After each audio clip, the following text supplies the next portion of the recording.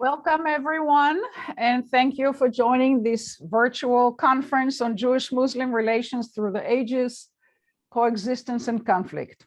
I'm Hava Tirosh-Samuelson, and I'm Regents Professor of History, Irving and Miriam Lowe Professor of Modern Judaism, and the Director of the Center for Jewish Studies at Arizona State University. The Center for Jewish Studies is a unique hybrid of an academic program and a research center. We serve as an intellectual resource for all aspects of the Jewish experience by offering undergraduate and graduate courses, research conferences, public lectures, and historical exhibits. The Center for Jewish Studies fosters intellectual curiosity, critical inquiry, and social engagement as we disseminate information about Jewish history, religion, and culture.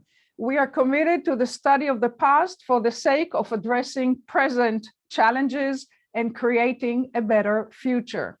This conference illustrates our historical, cross-cultural, and interdisciplinary approach. The scholars we have convened represent expertise in diverse disciplines of the humanities and the social sciences, including history, religious studies, sociology, political science, Middle Eastern studies, Islamic studies, biblical studies, Quranic studies, and Jewish studies. Their diverse scholarship illustrates how far we have come in understanding the complexity of Jewish-Muslim relations through the ages and how challenging this topic still is in today's world. I want to thank all the presenters and responders for taking time from their very busy schedules to share their knowledge with all of us today. Similarly, I want to thank all the people in the audience who have registered for the conference. Since we come from different countries, different intellectual disciplines, different perspectives and persuasions, I urge all of us to be respectful and considerate toward the speakers, the audience, and the subject matter. We are here to learn and to understand, not to debate and grandstand. This conference is funded by the Lowe Family Holocaust and Genocide Education Endowment. In the past 3 years, this generous gift has funded several public lectures, workshops, seminars, and research conferences. Most recently, a conference on anti-Semitism in comparative perspectives that was held also online on January 25th of this year. I want to thank Miriam Lowe, Ron Lowe, and Ninfa Lowe for their generosity and ongoing support of Jewish studies at ASU. We will hear from Ron Lowe momentarily. Finally, let me thank the staff of Jewish Studies, Lisa Kaplan and Dawn Beeson, who have made this virtual conference possible through their hard work and meticulous attention to logistical and, I should say, technological details. We are all indebted to them. Thank you, Lisa and Dawn. And now let me invite the Dean of Humanities at ASU, Dr. Jeffrey Cohen, to welcome you on behalf of ASU. Dean Cohen, please. Thank you, Hava. Hello, good afternoon, good morning, good evening, depending on where you are. I'm Jeffrey Cohen, the Dean of Humanities in the College of Liberal Arts and Sciences here at ASU. In that role, I oversee 3 very large interdisciplinary schools that serve more than 4,000 undergraduate humanities majors.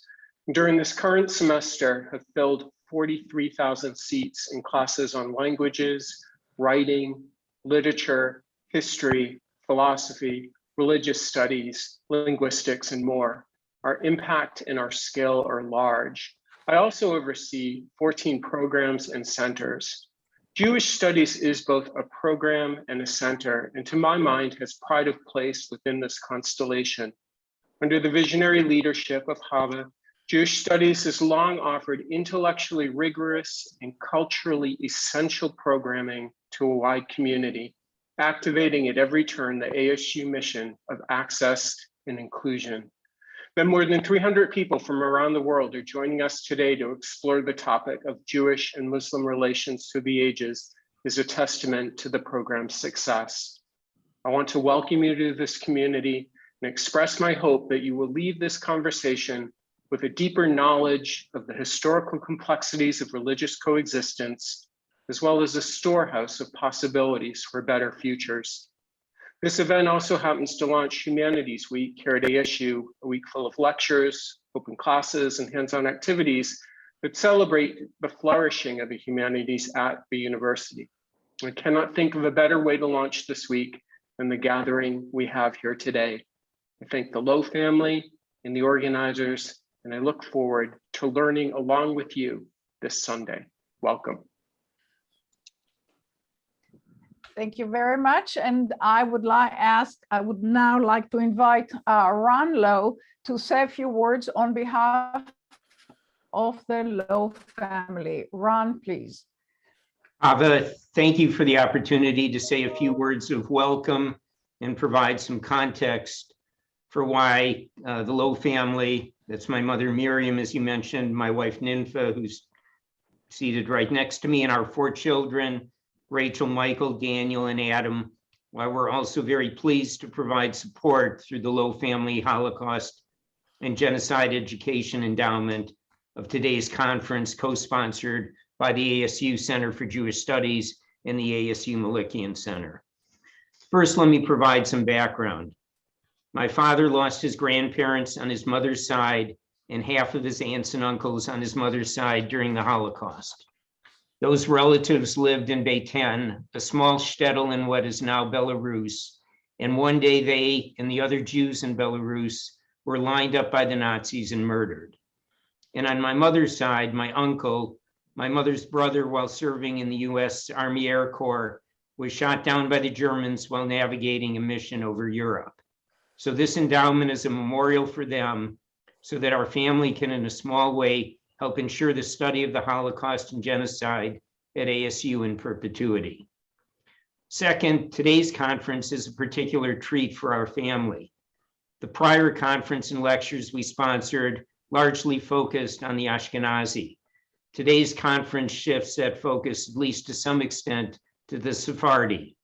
My wife Ninfa, through research of the Mormon Church and the records of the Catholic Church stemming back to the 15th century, has been able to confirm her lineage as a descendant of conversos. So today is a special gift, in particular to my wife in her journey to discover more and more about her roots. Third, particularly with recent events, whether it be the 20th anniversary of 9/11 or recent events in Afghanistan, none of us can dispute the importance of understanding the history of Muslims throughout the ages. But I was particularly moved by a recent obituary in the Wall Street Journal that underscores why our family is so grateful to ASU, to Hava, to Lisa, to Dawn, to the ASU administration, to all of today's respondents and presenters who devote their professional life to studying and teaching the issues of Jewish-Muslim relations, and to all of you who have zoomed in today for a day of learning. The obituary was about a mother who had lost a son 19 years ago and what she had done in his memory. The mother was Ruth Pearl.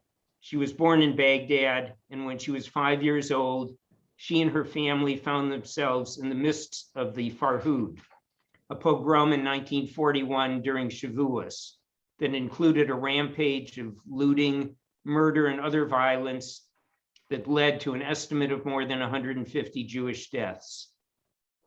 Ruth's family emigrated to Israel after the Farhud, and ultimately Ruth and her husband came to the US for graduate school.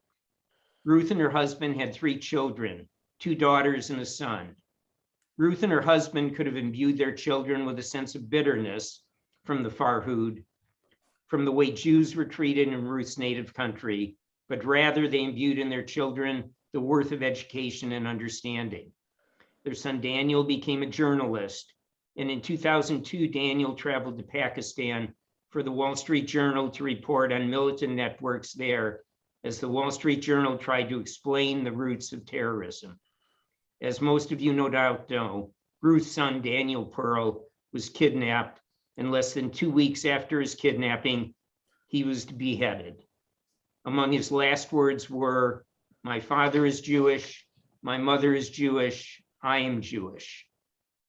The Pearl family's way of dealing with their enormous loss was not to allow this abomination to consume them, but rather Ruth's mission was education, promoting understanding between cultures and sponsoring fellowships for journalists from Muslim majority countries to work at news organizations in the US. So today is a day in the tradition of Ruth Perot and Daniel Perot. It is a day of learning, so that hopefully through learning, there will be fewer Farhoods, there will be fewer Daniel Pearls that die untimely deaths, there will be fewer nephews that never meet their uncles, and there will be fewer grandchildren that never meet their grandparents due to horrific circumstances. May their memory be a blessing, and please accept my family's thanks to all of you for your participation in today's conference. Well, thank you, Ron, for your very moving contextualization of what we are trying to do today.